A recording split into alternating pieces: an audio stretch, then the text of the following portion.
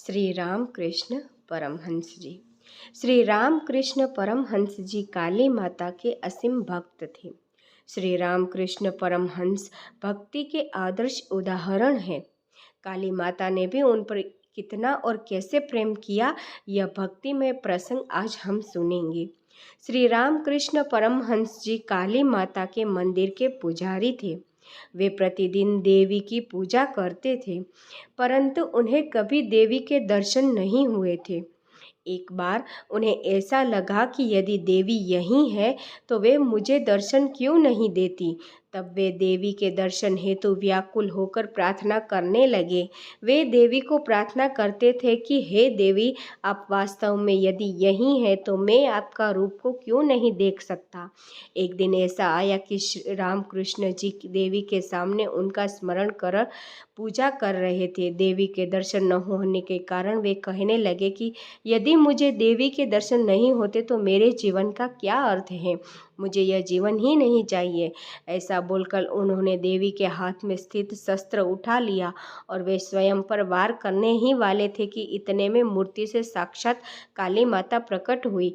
भगवान का स्मरण व्याकुलता से करने पर भगवान स्वयं प्रकट होते हैं। यह हमने भक्त प्रहलाद, रामकृष्ण परमहंस इनसे सीखे हैं। आप भी ऐसे प्रयास कर भगवान की अनुभूति ले सकते हैं। इस प्रसंग के उपरांत रामकृष्ण परमहंस जी में देवी के प्रति भक्ति और अधिक बढ़ गई। वे देवी के अनन्य भक्त थे। रामकृष्ण कभी अपनी चिंता नहीं करते थे। जैसे छोटा बालक अपनी माता से सब कुछ मांग लेता है, उसी प्रकार रामकृष्ण जी माता से सब कुछ मांगते थे। वे प्रत्येक कृत्य देवी की आज्ञा से ही करते थे। देवी काली उनकी माता ही थी। उनके पास माता की छोटी मूर्ति थी जिससे वे सदैव बातें करते थे। वे देवी को भोजन खिलाते और देवी भी उसे ग्रहण कर लेती।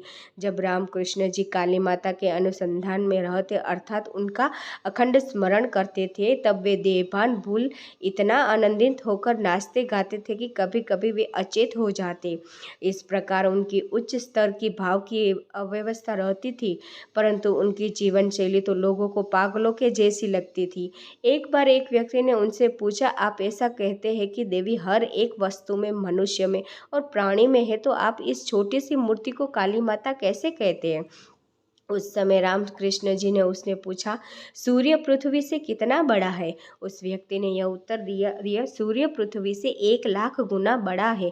तब रामकृष्ण जी ने उससे पूछा, वह इतना बड़ा होते हुए भी हमें इतना छोटा क्यों दिखाई देता है। उस व्यक्ति ने उत्तर दिया, सूर्य भले ही पृथ्वी से 1,00,000 गुना बड़ा हो, परंतु वह हमसे बहुत दूर है, इसलिए वह हमें इतना छोटा दिखाई देता है। इस पर रामकृष्ण परमहंस जी बोले, इस प्रकार काली माता आपसे बहुत दूर है, इसलिए वे आपको छोटी दिखती है।